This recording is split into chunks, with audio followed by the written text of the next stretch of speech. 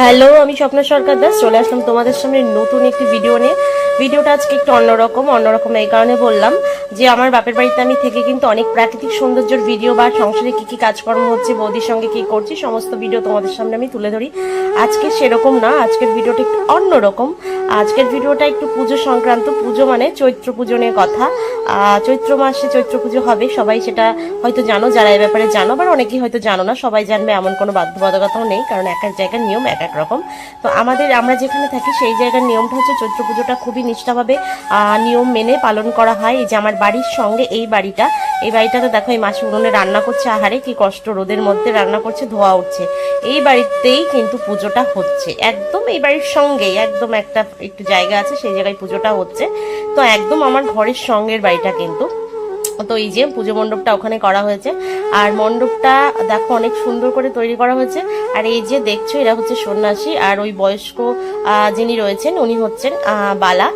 উনিও দেখছেন যে আমি ভিডিও করছি, আর এই ভাইটা আমি ভিডিও করছি, আমাকে বলছে আমাকেও ভিডিও করছো। বলছি হ্যাঁ, একটু নাচ করছিল, মজা করছিল, আমাকে অবশ্য বারণ করেছিল ভিডিওটা করতে, তারপর আমি একটু ক্যামেরাবন্দি করে নিয়েছি তোমাদেরকে দেখানোর উদ্দেশ্যে। আর এই যে পুজো মণ্ডপের ভেতরে ঠাকুরটা রয়েছে। আর আজকে রোদের তাপটা এতটাই বেশি যে সত্যি সন্ন্যাসীরা সবাই এক এক জায়গায়, হয়তো এক একজন এক এক জায়গায় গিয়ে রেস্ট নিচ্ছেন, ওই জন্য মণ্ডপটা ফাঁকা। প্রায় 150 সন্ন্যাসী আছেন এখানে, কিন্তু এখন এই মুহূর্তে সবাই হয়তো ঘুমোচ্ছে, কেউ ঘরে ঘুমোচ্ছে, কেউ বারান্দায় ঘুমোচ্ছে, যেহেতু রোদের তাপটা বেশি।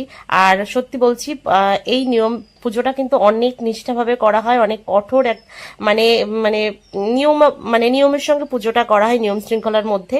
মানে সেই উপোস হয় না, নির্জলা উপোসে থাকতে হয় কিন্তু এই পুজোটা। তো আমি যেটুকুনো নিয়ম জানি সেই বিষয়ে তোমাদেরকে বলছি, অত বেশি আমি জানি না। কিন্তু আমার জানা মতে এটাই যে এই পুজোটা অনেক নিষ্ঠাভাবে করতে হয়, আর অনেক কঠিন এই পুজো করাটা। সবাই এই পুজোটা করতে পারে না, আর কারণ রোদে ঘুরতে হয় এই পুজোটা করতে হলে, অনেক অনেক অনেক নিয়ম আছে। আর এই যে বাচ্চাটাকে দেখছো, এই বাচ্চাটা কিন্তু সন্ন্যাসী হয়েছে। দেখো আমি যেদিকে ক্যামেরা ঘোরাচ্ছি, ও কিন্তু বারবার এসে আমার ক্যামেরার সামনে দাঁড়াচ্ছে, মানে এরকমই বোঝাতে চাইছে যে আমার ভিডিও তুমি করো। দেখো দৌড়ে দৌড়ে কি সুন্দর, মানে বাচ্চা কেন বলে না, ওদের মন কত সরল, ওরা অল্পতেই খুশি, যে একটু ক্যামেরা বন্দি হলে ওরা কত খুশি। যাই হোক, অনেক কিছু বলে ফেললাম, আর বেশি বকবক করবো না, কারণ বকবক করলে তোমরা না ভিডিওগুলো দেখতে চাও না, আমি দেখেছি। আর রোদ্রের তাপটা দেখছো তো, প্রচুর রোদের তাপ। দেখো মানে এতটাই রোদের তাপ যে দেখো কুকুরগুলো গাড়ির নিচে আশ্রয় নিয়েছে, কি করবে, ইস এত কষ্ট। আমার সত্যি মায়া লাগছিল দেখে যে কোথায় ওরা থাকবে, গাড়ির নিচে আশ্রয় নিয়েছে ছাওয়ার জন্য। তো ঠিক আছে, ভিডিওটা ভালো লাগলে একটু লাইক কমেন্ট শেয়ার করে দিও তোমরা।